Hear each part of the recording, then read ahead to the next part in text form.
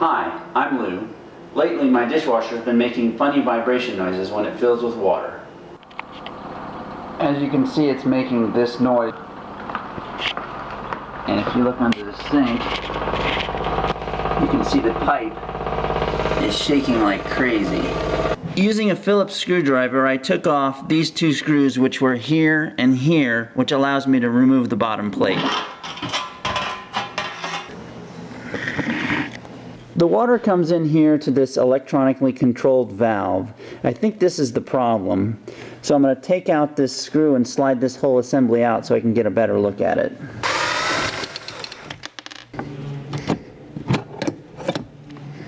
I want to disconnect that water valve and take a better look at it, so I'm going to turn off the water supply here under the sink. It's stuck, so I'm going to use pliers. There's still going to be some drips when I take this apart, so I put a pan under it.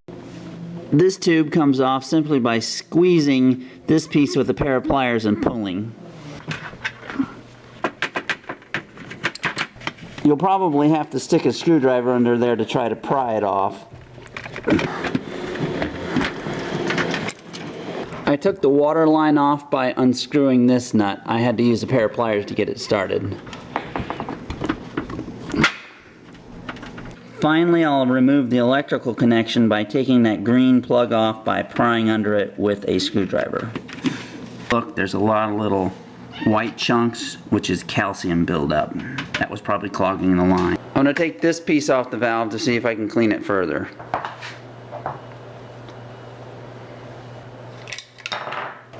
If you look down inside there, there is a ton of calcium chunks that I need to clean out. I need to take this apart to get into it further. Unfortunately, these screws are Torx with a little pin in the middle, and it takes a very special tool to do that, which not many people have. I happen to have one. Looks like this. And it goes in and easily turns these out.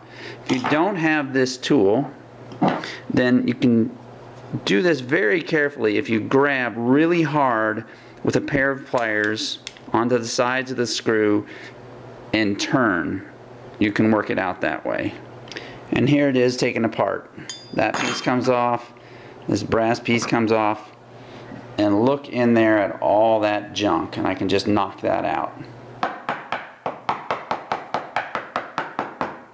I think it's going to work a lot better now. By the way, if calcium chunks weren't my problem, you could just look up this part number online and order a new one. It also looks like I can grab this filter with a pair of pliers and pull it out and make sure it's clean too. With the filter completely clean, I can put it back in and put everything all back together. As you're putting this back together, you probably want to take off the old Teflon tape that's on there and clean that off with a knife or whatever. You just get new Teflon tape in the plumbing aisle. It's only about $1 for a roll, and you put it on there and wrap it around 3 or 4 times.